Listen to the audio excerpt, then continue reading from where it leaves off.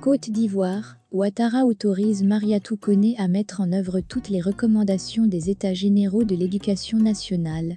Pour plus d'informations sur ce sujet, retrouvez-nous après le générique.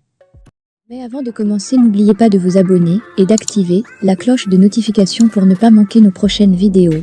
Bon visionnage!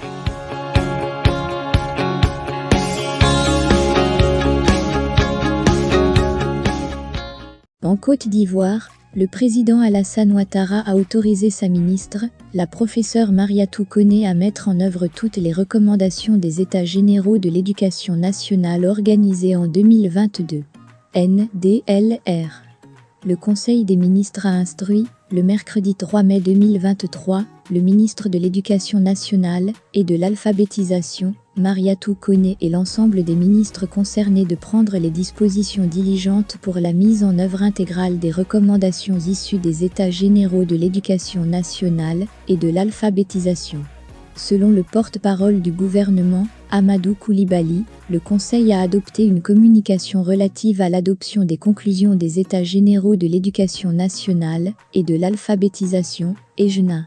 Lancés en juillet 2021, les EGNA se sont déroulés sur une période d'environ une année au cours de laquelle, dans un processus participatif, la communauté éducative nationale, les acteurs sociaux et techniques, à l'occasion des commissions thématiques, des concertations régionales et de districts et des contributions individuelles, ont porté un regard diagnostique sur le système éducatif actuel et la politique d'alphabétisation. En vue d'améliorer la qualité de l'école et de définir les bases d'une entente sociale dans le secteur éducation-formation. À l'issue des travaux, les EGNA ont dégagé 4 axes prioritaires, à savoir l'amélioration des apprentissages fondamentaux, la pertinence des programmes et la qualité de l'enseignement, la réforme de la profession enseignante, l'élargissement et l'encadrement de l'offre d'éducation non formelle et, enfin, le développement du numérique dans le secteur éducatif. Ces recommandations ont été traduites en 42 réformes à réaliser dans les 10 prochaines années, pour un coût estimé à 866 milliards de CFA.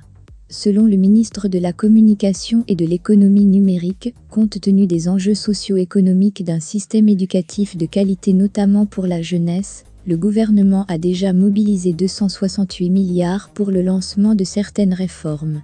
Ainsi, pour la rentrée 2022-2023, telle qu'il a été recommandé par les EGNA, une classe du préscolaire a été ouverte dans la grande majorité des écoles primaires publiques, en privilégiant, dans un premier temps, les zones rurales, de façon à renforcer la place de la petite enfance dans le système éducatif national.